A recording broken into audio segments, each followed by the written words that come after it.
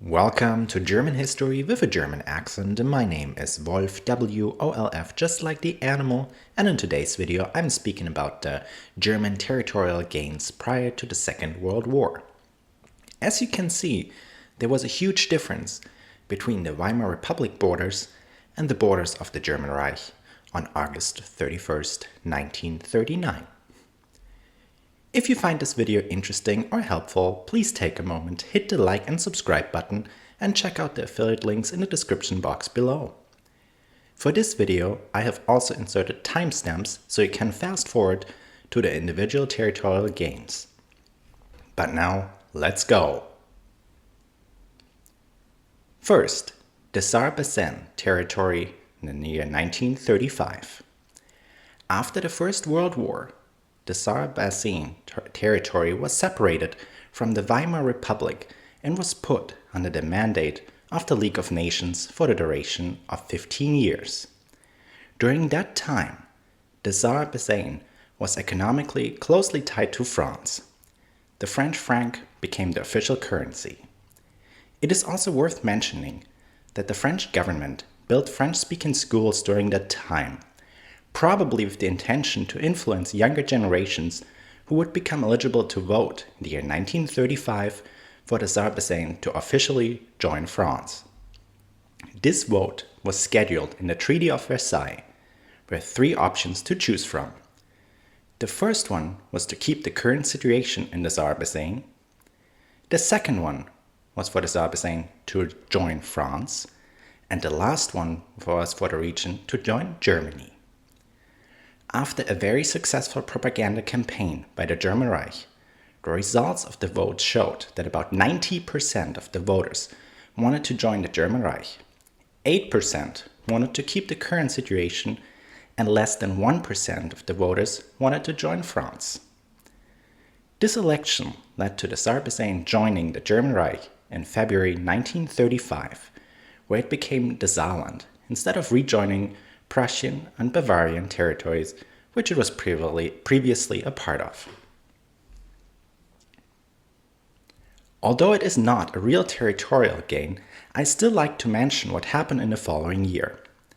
As I described in my video about the year 1923, the Reichswehr couldn't overthrow the separatists in the Rhineland since it was declared a demilitarized zone in the Treaty of Versailles. This situation changed in March 1936, when 3 battalions of the Wehrmacht marched in.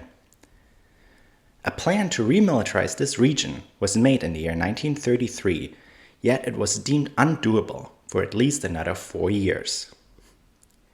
The year 1936 offered a good diplomatic opportunity when Italy fought the Italian-Ethiopian War that focused the international attention away from Central Europe, and France signed a Treaty of Mutual Assistance with the Soviet Union, which the German Reich deemed a treaty directed against it. Further, Germany deemed the Treaty of Mutual Assistance as a violation of the Treaty of Locarno from the year 1925, where Germany and France pledged to pursue peaceful politics towards one another. In the same treaty, the Weimar Republic voluntarily pledged not to remilitarize the Rhineland. So officially as a reaction to the Franco-Soviet Treaty of Mutual Assistance, the 3 battalions of the Wehrmacht marched in on March 7, 1936, on Hitler's orders. A significant reaction by France and the United Kingdom did not happen, since neither country was eager to engage in a war with Germany. Therefore, the Third Reich got away with it. I should also mention that the military leadership under Werner von Blomberg and Adolf Hitler himself were very aware that the power of the Wehrmacht was so inferior at that time that in case of a military reaction by France or the United Kingdom, the Wehrmacht would have had to retreat immediately. 2 years later, in March 1938, the German Reich gained even more territory with the so-called Anschluss, when the Wehrmacht marched into Austria. The idea of Austria joining Germany already emerged right after the First World War, but it was prohibited by the victory forces of the war, although polls and votes in Austria suggested the will of the people to join Germany. After the National Socialists took over the power in Germany, they supported the in Austria prohibited National Socialist Party, and Hitler himself stated in his book, Mein Kampf, which was published in the year 1925, his intentions for Austria, his home country, to join the German Reich. But since he didn't want to mess up his relationship with Italian dictator Benito Mussolini, who guaranteed Austria's independence, he didn't push for the unification until Mussolini and Italy became internationally isolated due to the Italian-Ethiopian War, leaving Nazi Germany as its partner in Europe. In February 1938, Adolf Hitler met with Austrian Chancellor Kurt Schuschnigg at the Berghof at the Obersalzberg, where he presented demands for the Austrian Chancellor, for example, to lift the prohibition of the National Socialist Party, as well as replacing ministers in his government. Under the threat of war, Schuschnigg signed the demands and replaced his ministers, who would be in control of the police, the military, as well as finances. Once he realized his situation, Kurt Schuschnigg planned a referendum about the independence of Austria. This triggered the German dictator, who ordered the mobilization of the 8th Army to invade Austria. Kurt Schuschnigg backed down from his referendum and also stepped down as Austrian Chancellor. As he announced his stepping down, he also told the Austrian army not to resist the incoming Wehrmacht. Instantly, the Austrian National Socialists took over power in most major cities and displayed swastika flags on March 11, 1938, before German troops marched in the following day. On March 13th, a law of Austrian unification with the German Reich was put into effect to legalize the Anschluss. This event also shifted away the focus of the Blumberg Fridge affair.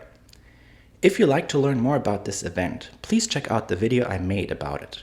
It is linked in the description box as well as in the top right of this video. Later this year, the German dictator used complaints of the Germans living in the Sudetenland, which was part of Czechoslovakia that emerged after the First World War out of Austrian-Hungarian territory, as well as parts of the German Empire, leaving about 3 million Germans in a newly founded state. This German population felt disadvantaged in the Czechoslovakian state. During a speech in the Reichstag, the German dictator announced to support Germans living outside of the Reich with their rights of self-determination. In May 1938, Adolf Hitler declared in a secret military plan that it was his goal to march in and occupy Czechoslovakia. In the same month, a piece of false information about a German troop concentration next to the Czechoslovakian border led to a partial mobilization of the Czechoslovakian army. In the following months, the situation escalated when Czechoslovakia fully mobilized its army, as well as 19 divisions of the Wehrmacht, in September 1938. France and the United Kingdom tried hard to keep the peace in Europe and prevent another war, since most people still had the awareness of the suffering in the First World War. They managed to get Italian dictator Benito Mussolini on board to find a solution without a military conflict. On September 29th of the same year, the leaders of the United Kingdom, France, the German Reich, as well as Italy met in Munich to discuss the fate of the Sudetenland, which would go in history as the Munich Agreement. Notice that Czechoslovakia was not invited, although the discussion point of the conference was their territory. The following day, it was announced that the Sudetenland was to join the German Reich, and an international guarantee for the remaining territory of Czechoslovakia was given. On October 1st, 1938, the Wehrmacht marched in and occupied the Sudetenland. Although the peace in Europe was kept for the moment, Adolf Hitler ordered already in October 1938 to work out plans to conquer the remainder of Czechoslovakia. France and the United Kingdom intensified their preparations for an upcoming war. The remainder of Czechoslovakia fell apart less than half a year later under more war threats by Germany, Poland, and Hungary, and the declaration of independence by Slovakia, which was pushed for by the German government. The former Czech territory was integrated in the German Reich as Protectorate Bohemia and Moravia by March 15, 1939.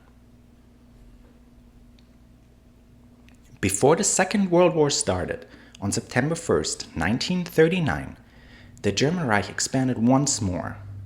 The Memel territory, which was located in northeastern East Prussia, was separated from the German Reich after the First World War in accordance with the Treaty of Versailles.